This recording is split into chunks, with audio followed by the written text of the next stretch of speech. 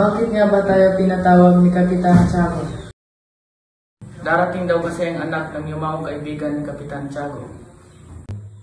Dapat hindi na lang ako pumunta rito. Aksaya lang ito sa oras ko para lamang sa isang injo. Ipagpaumanhin niyo pero nasa bahay tayo ng mga injo. Andito na pala sila.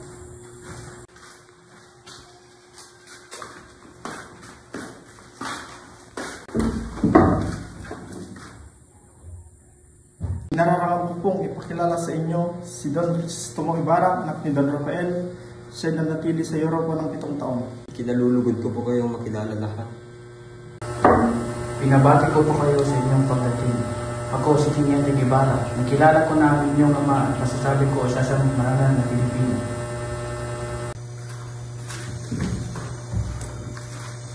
Kamusta naman kayo, Ginoong Ibarra? Ang paninirahan niyo sa Europa ng 7 taon. Mabuti naman. Marami akong natutunan ng iba't ibang kultura mula sa kanila. Pero hindi pa rin may kukumpara ang ating kultura. Anong sabi mo? Nagsayang ka ng pera para matutunan ng mga bagay na yan? Maski batang nag-aaral, alam yun. Pauman din po pero ako'y may mahalagang pupuntahan. Ako'y mauuna na sa inyong lahat. Pero darating na si Maria pa. Paparito po ako bukas. Ngunit may dadalawin pa akong hindi dapat ipagliban.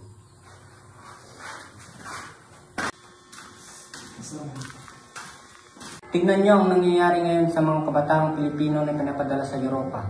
Dapat na itong pagbawal ng pamahalaan.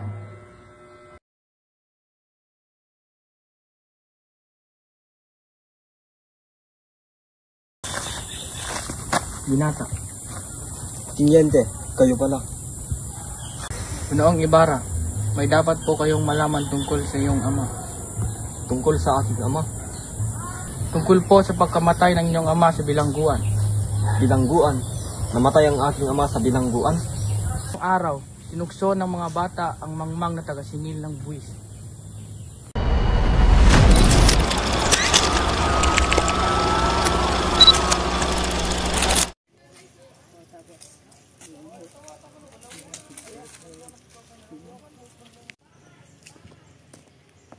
Pa, baby, bobo!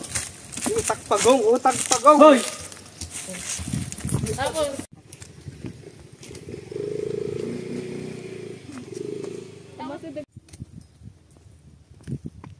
Hoy, mga bata yan! Huwag mong pinapatulan ng mga paslit!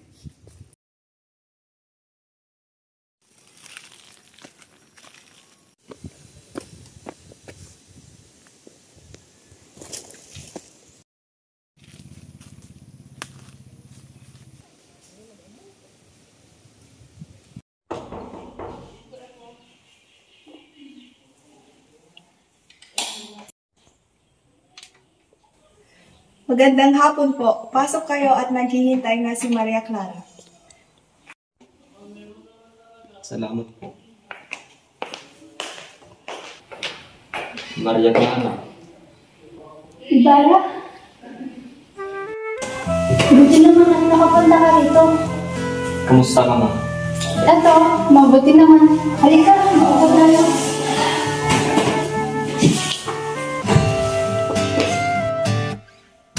Tungalay kong arana. Siguro, hindi mo ako nakakala sa 7 taon ng pamangalagi sa Europa. Mahal ko. Saan mo na kong lugar na mapalipad? Ay lagi kitang nakakayama. Ibig mo bang sabihin wala ka pang nakikitang magagandang dilag sa mga pinuntahan mo? Marami akong nakitang magagandang babae. Ngunit hindi pa rin nakikambas ang gandang kalimutin. Hindi pa rin nagbabago ang tamis ng mga pagsasalita. Mahal ko. Kailangan ko na palang pumunta sa San Diego dahil bukas ay araw ng mga patay. At kailangan kong bisitahan ng aking yumaong. Nauunawaan kita. Mag-ingat ka, mahal ko.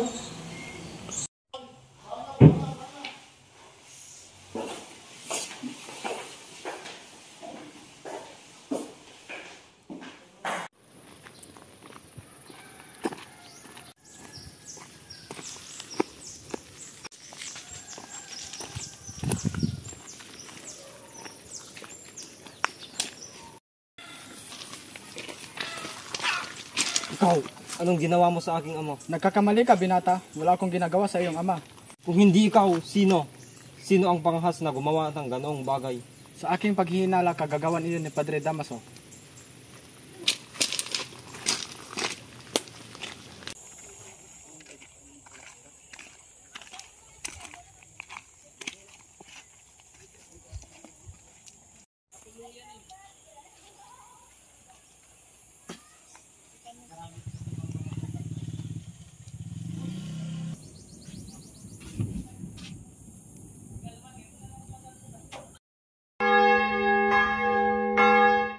Butikan mo ng maigi ang lubid, Crispin.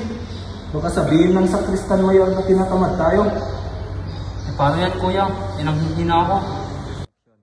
Halika, umupo muna tayo.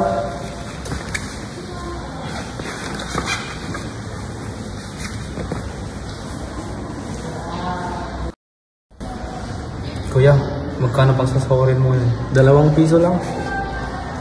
Pero bang bayaran ang sinasabi nilang ninakaw ko? Naluloko ka na ba? Ano naman kayong pambibili natin sa pagkain ni Nay? Tahan na. Di ba sabi ni Mang Tasyo, may masarap daw tayong hapunan ngayon? Di pa ako nangangalian. Hindi raw ako makakaalis dito hanggat hindi na ibabalik ang 2 onsa na nawawala. Hindi naman talaga ako nagnakaw, kundi ang sakristan mayor. Ano? Di ba siya naman laging pumupunta sa silid ng kura?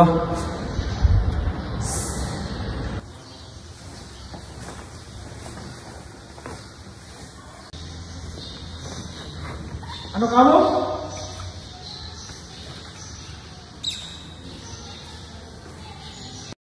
Hoy Basilio, minumultahan kita ng kalahati sa hindi mo tamang pagtugtog. At ikaw, Crispin, mananatili ka dito hanggat hindi mo binabalik ang ninakaw mo. Halika rito at sumama ka sa akin. Kuya, tulungan mo ako! Kuya! Nay! Si Crispin po! Nay, si Crispin po! Si Crispin? Anong nangyari sa iyong kapatid? Kinuha po kasi ng sakristan mayor si Crispin. Bakit? Nasabi daw po kasi ng sakristan mayor nagnakaw si Crispin sa kura. Hindi ko po alam ngayon kung saan dinala si Crispin. Diyos ko po, pinaparatangang magnanakaw si Crispin ko. Hayaan mo, Basilio, at makikiusap ako sa kura bukas. Halika muna at kumain.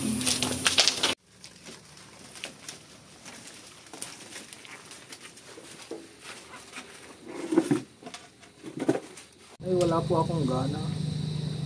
Alam kong hindi mo naibigan na ang tuyo.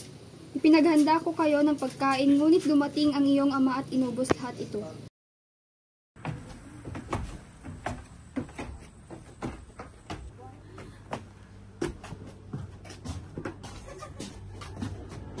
Malis ka na, baka magbago pa ang utos ni Alperes.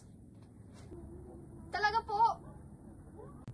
Oh, sige na, at huwag mong kalimutan na hanapin ang mga anak mong magnanakaw.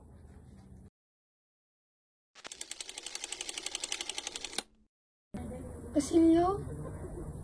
Crispin?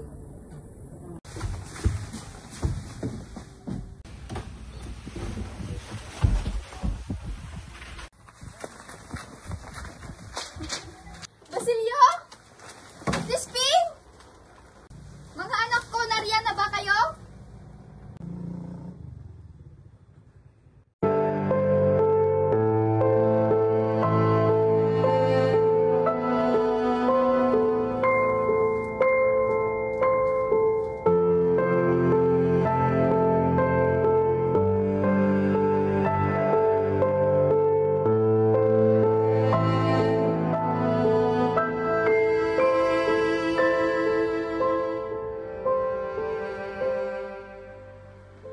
Kapirasong damit ni Basilio kung may dugo.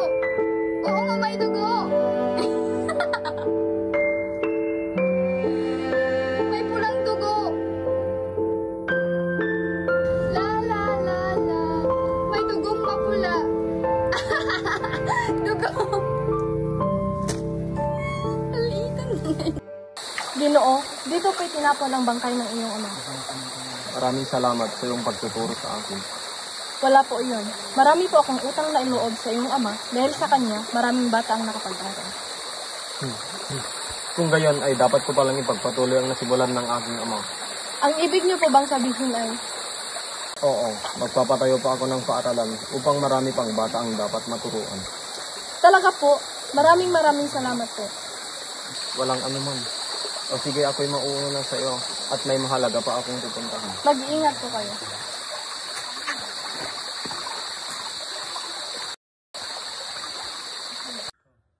Ginong Ibarra, tuloy kayo. Tuloy ka, iho. Salamat po. Opo ka, iho. Kinararanga kitang maging isang panauhin. Ano ang may paglilingkod ko sa'yo? Ibig ko po sanang humingi sa iyo ng payo, katulad ng pagpapayo niyo sa aking ama, patungkol sa pagpapatayo ko ng paaralan. Kung ako ang iyong tatanungin, nararapat lamang sa kura ka sumungguhin dahil silang may kakayahan at kapangyarihan at kailangan mo rin ng lakas ng loob upang ito isang maging gabay. Papaano po kung ako'y mabigo? Ikaw man ang iyong panukala, ngunit napasaya naman ang lahat at iyong tibay ng loob ang magsisilbing tanglaw sa iyo. Naniniwala po ako sa iyo. Hindi na sayang ang pag-asa kong magtamo ng mabuting payo. Sa ngayon po'y magpapaalam na po ako. Maraming salamat po. Mag-ingat ka, iho.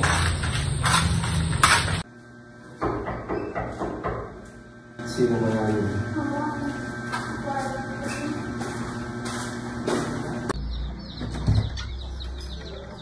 Elias, ikaw pala.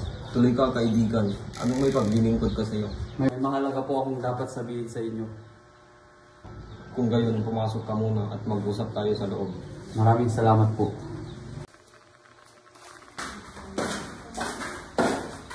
Halika, umupo muna tayo. Tungkol saan bang iyong mga sasabihin? Tungkol po ito sa inyong mga kaaway. Kaaway? Meron akong mga kaaway? Sa panahon ngayon, ang mga mararangal pa ang siyang kinamumuhian. Isa sa mga kaaway mo kanina ay namatay. Nasaksihan ko ang pagtatangka niyang tumakas. Sinunggaban ko siya, ngunit sa kasamang palad siya ay nadaganan ng mga kahoy. Kung gayon, ikaw ang nagligtas sa akin. Maraming salamat sa iyo. Huwag niyo po akong pasalamatan. May utang po ako sa inyo mula nung iniligtas niyo ako sa buhay sa pista. Aalis na po ako. Tandaan niyo ang sinabi ko. Mag-ingat kayo at kailangan kayo ng bayan. Salamat sa iyo.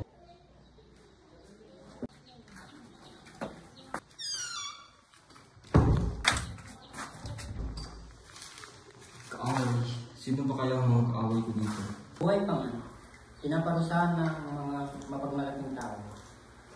At ang mga taong yan, namamatay at nabubulok sa bilangguan katulad ni Wala akong katapat-tapat ang alipustahin ng mga alaala ng aking ama.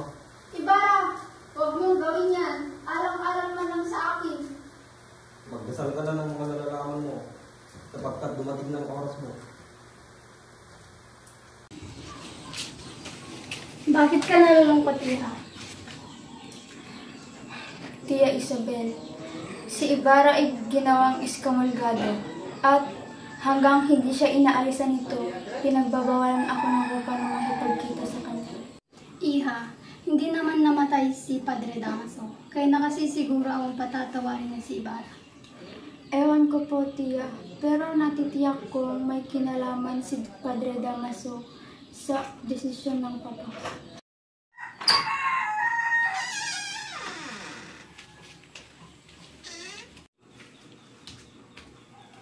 Pinangamban kung mangyari ay nangyari na, Isabel. Anong ibig mong sabihin? Inutos ni Padre Damaso na sirain ang kasal ni Ibarra at Maria Clara. Tahan na, iha. At sabi sa akin ni Padre Damaso na may ipapakilala siyang binatang kamag-anak niya at nilalaang kapitan mo. Ka na ba? Kala mo ba na parang pagpapalit lang ng damit ang pagpapalit ng kasintahan? Bakit hindi mo tanungin ang arsobispo? Isabel, kung ano ang sinabi ng Praile ay yun lamang ang susundin ng arsobispo.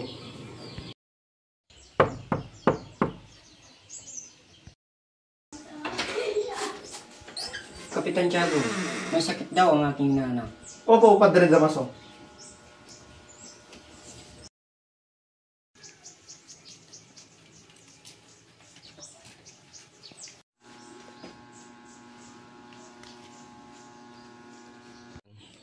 Maria Clara, iha, okay ka lang ba?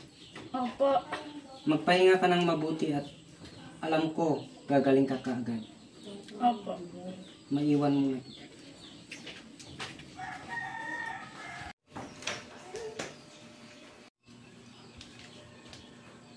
Sino ka? Ako po si Linares, inaanak ng inyong bayong na si Carlicos. Ha? Ikaw na ba yun? Kinagagalak kitang makilala. Ito po ang sulat ng aking ama't ina.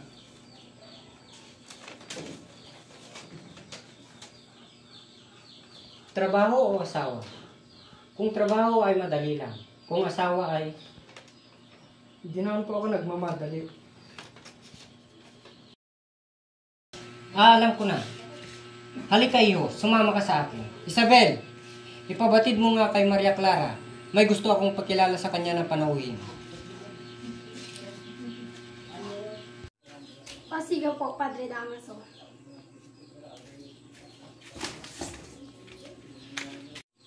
Iha? Tia Isabel?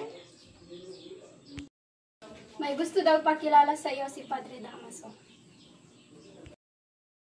Sige po, Tia. Papasukin mo po sila. Maaari na po kayong pumasok, Padre Damaso. Halika iyo, sumama ka sa akin.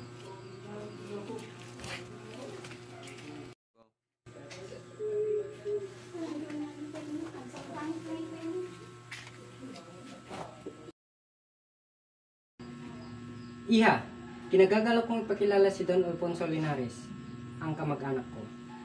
Hindi ko akalain na makakakita ako ng isang malanghel na kagandahan. Huwag kang mahiya, Iha. Hindi siya naiiba sa akin.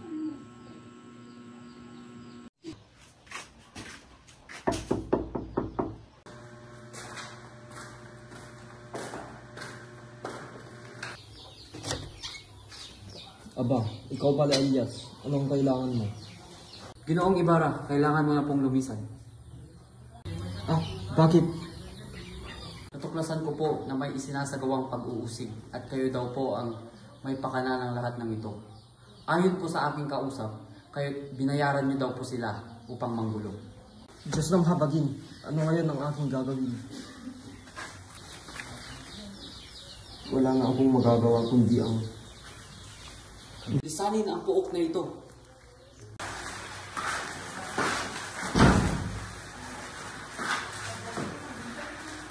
Sandali. Ayusin ko muna ang mga kasulatan.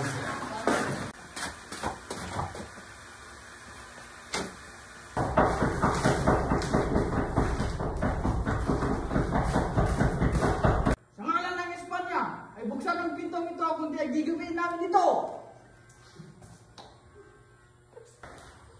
Mukhang nandito na yata sila.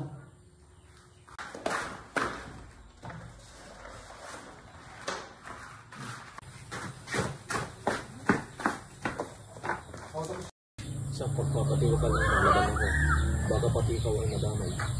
Kahit ano pong mangyari, tutulungan po kita. Ginoong Ibarra!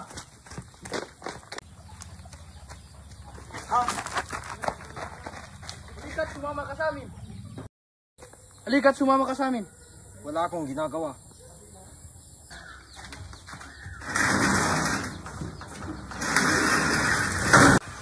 Subalit, Ginoong Alvarez, wala po akong kinalaman sa mga binibintang ko sa akin. Ginoong Ibarra, ginagawa ko lang po ang aking tungkulin. Kayo po ang kanilang binibintang sa amin. Narinig niyo na ba na ikakasal na si Maria Clara? Subalit, nakakulong pa rin hanggang ngayon si Crisostomo Ibarra. At sino namang nagsabi na kay Ibarra siya ikakasal? Kung hindi siya, sino? Kayo talaga, edi kay Don Alfonso Linares, ang kamag-anak ni Padre Damaso. Kawawang binata.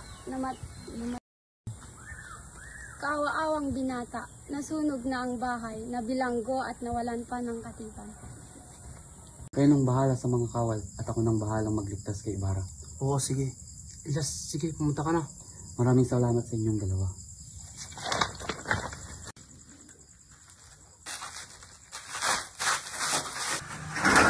Ginoong Ibarra, kailangan na natin tumakas.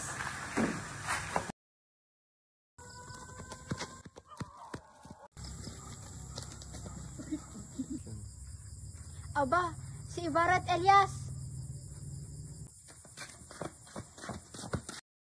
Ibarra, paanong... Tinulungan ako ni Elias na makatakas. Mahal ko, marahil tayo nauukol para sa isa't isa. Naparito ako upang sabihin sa iyo na pinapalayan na kita. Huwag kang magsalita ng tapos kung hindi mo alam ang tunay na katotohanan. Natuklasan ko na ang totoo kong ama ay si Padre Damaso. Ano? Oo. Nagsaksi lang aking ina sa kinikilala kong ama. Ayon kay Padre Damaso, ay hindi ako maaaring magpakasal sa'yo. Kung hindi, ay ibubunyag niya sa mga taong aking lihim. Patawarin mo sana ako, Ibarra. Ako ang dapat mong patawarin sapagkat pinag-alinlangan ko ang iyong katapatan. Tumakas ka, aking mahal, at lagi mong tandaan, saan ka man mapadpad, ikaw ay nasa puso ko palagi. Paalam na, aking mahal.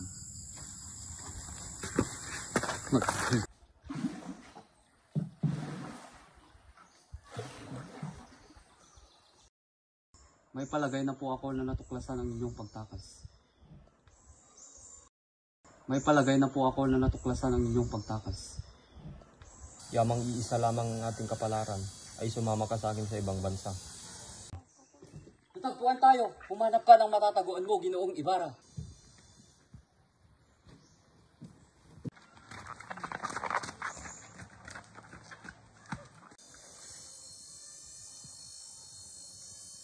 Huwag kayong aalis dyan, Ginoo. Ako'y tatalon upang akalain nilang wala nang laman ang bangka.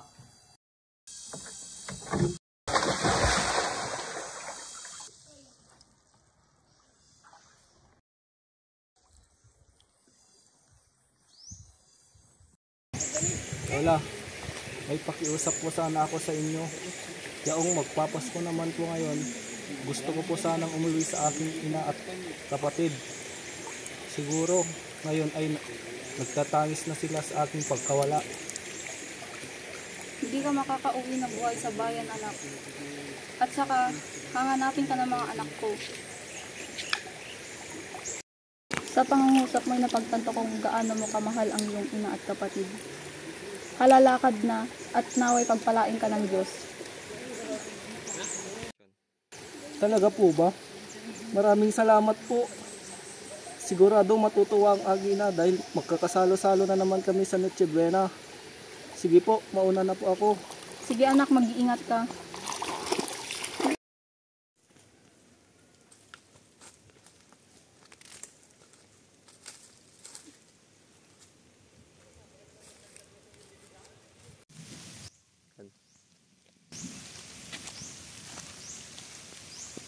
Inay, ikaw ba yan?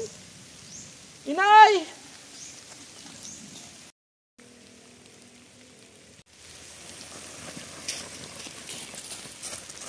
Inay, ako to, si Basilio! Inay ko! Ako to, si Basilio! Basilio, ikaw nga. Buhay ka, buhay ka.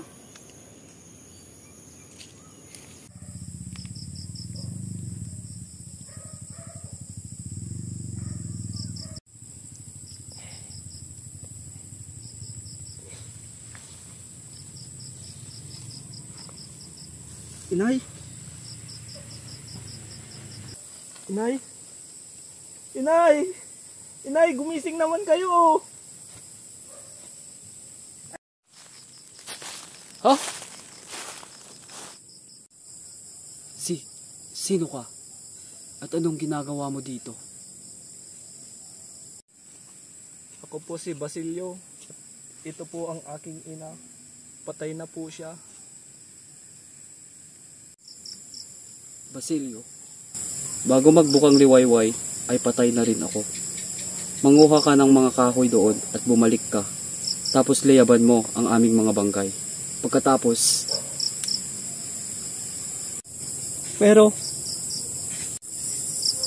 pagkatapos ay humukay ka sa dako roon. Kunin mo ang salaping ito at gamitin mo ito sa iyong pag-aaral. At sige, lumakad ka na at kumuha ng mga kahoy. Opo.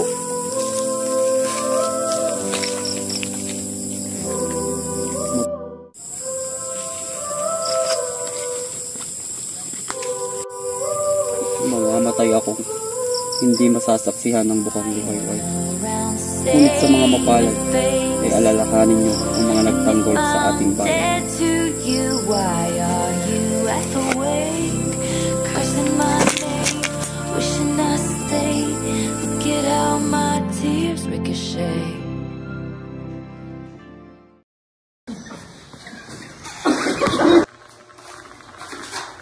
Ama, tama. Ako to, si Basilio. Tabing okay yung smoke, tsaka Jake, ginagawa ko tol. Huwag mo dapat pinapatulan mo.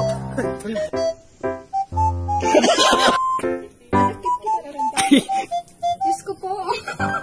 Malis ka na, baka magbago pa ang utos ni Alperes.